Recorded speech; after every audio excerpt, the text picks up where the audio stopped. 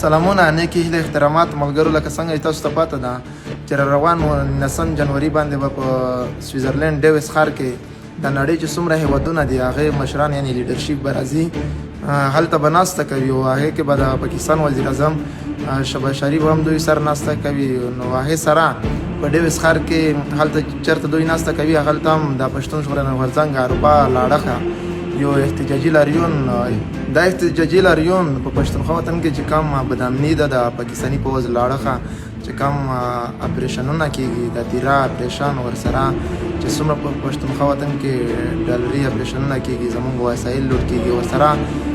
زموږ د پښتون ژغورنې غورځنګ بندي مشران علي وزیر او صمد حاجي دپاره ورسره چې کوم ملګري زموږ مشران اغوه شوي دي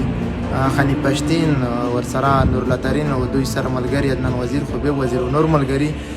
چې کوم د تیرو 2 میاشتې راهیسې ورک شوي دي د هغې حق به هم هلته پورته کېږي او ورسره ټول لارو بر افغان ملت نه زموږ خواست دی چې په دې لاریون کې شرکت وکړئ ورشئ او دغه لاریون تاسو نړۍ ته وښایئ چې موږ نور په مزید پښتونخوا وطن کې بدنامي نه منو مننه مهرباني